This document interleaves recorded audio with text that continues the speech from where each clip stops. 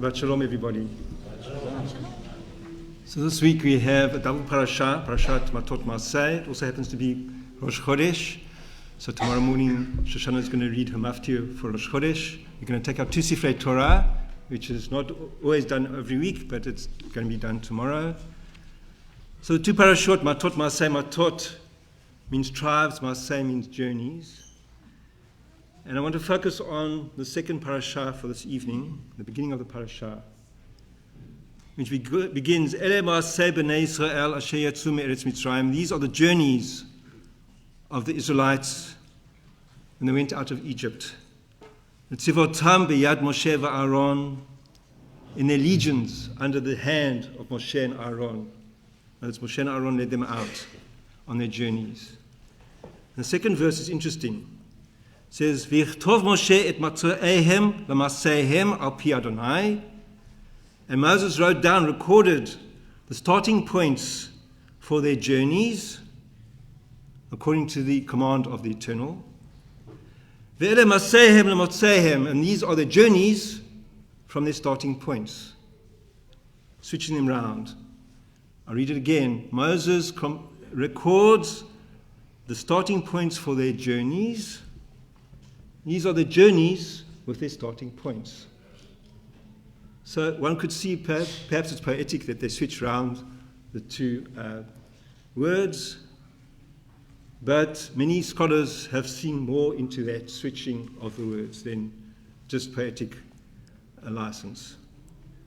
And so Dr. Alan Mintz, a professor at Jewish Theological Seminary, postulates that the difference is between the perspective of God and the perspective of the people. The first, Moshe recorded the starting points for their journeys, is God's perspective. These are the journeys with their starting points, is from the Israelite perspective. God saw the divine future of the people. God realized and understood and knew that the people were marching towards a better future. The land of Israel, the land of opportunity, leaving the land of narrowness of Egypt behind them. God saw each starting point when they stopped on the way and then set out again as traveling towards this goal. The people of Israel, the individual, couldn't necessarily see the wider picture, the bigger picture. They wanted to get away perhaps from the past where they had stopped towards something maybe better. Perhaps they were bored with what they had when they encamped. Certainly they wanted to flee Egypt. Sometimes the place that you leave is a place of comfort, of familiarity, and you're going into an unknown future. And sometimes the place that you are in is intolerable and you want to leave. So sometimes when you set out on a journey, you're setting from a place of comfort into an unknown place, destiny. Other times you leave a destiny which you don't want to stay in anymore and hope that you come to a better place. The Magid of Dubnot, by Yaakov ben Wolf Krantz, tells a parable which illustrates the point.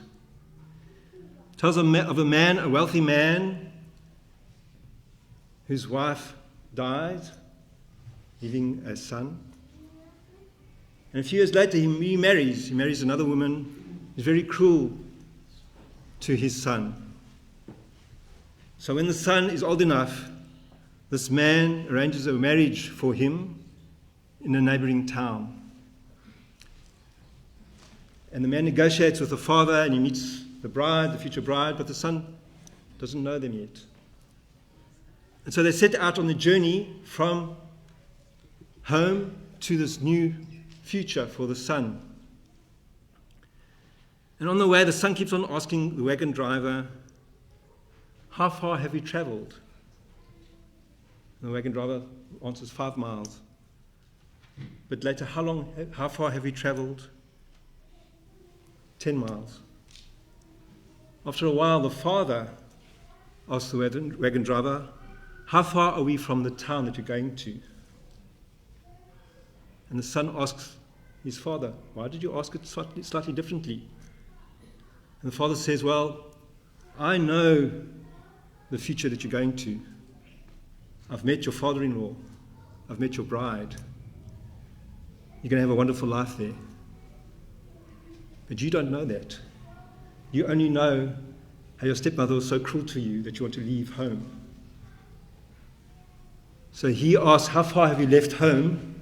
Where the father's asked, how far is it until the next town? Because he wants a better future for his child. And similarly, the Israelites were led to the promised land. God knew that the land was good. God knew that they'd found the full potential in that land of Israel. And so God asks, how far to the next town? Moshe records the starting points for their journey to this wonderful place. The Israelites don't know what's coming, what's waiting for them. They only know that they suffered in the wilderness. First of all, they suffered in Egypt under slavery. And they suffered in the wilderness with no water and no food. They complained and grumbled.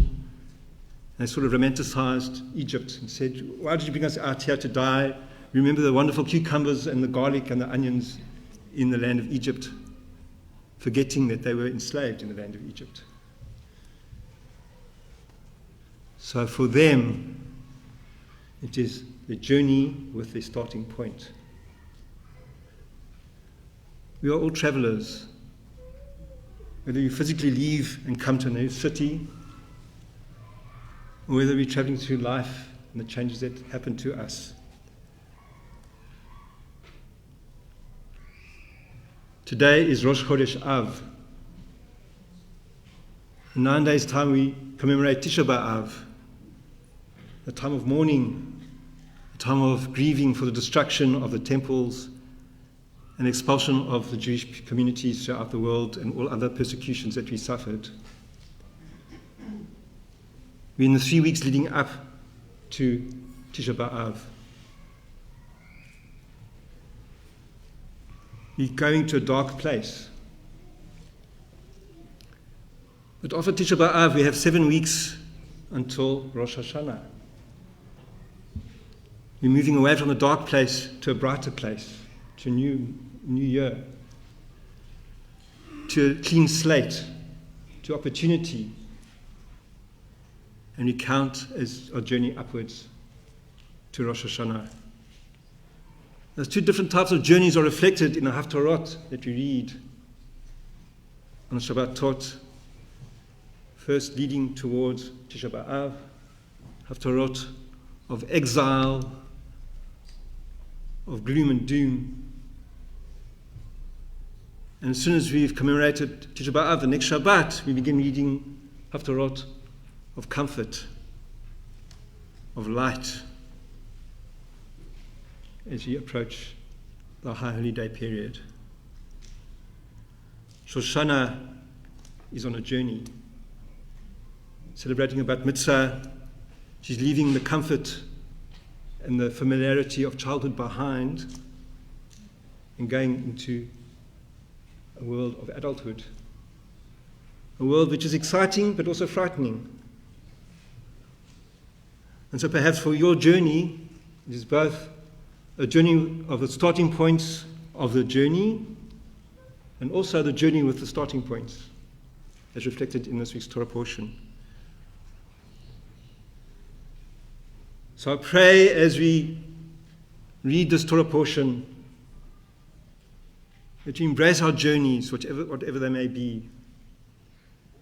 And although sometimes the destination might be frightening and unfamiliar, if we have faith in ourselves and faith in God, we can gain comfort for our journeys so that we know when we reach our destination, it will be a destination of light and comfort and starting afresh.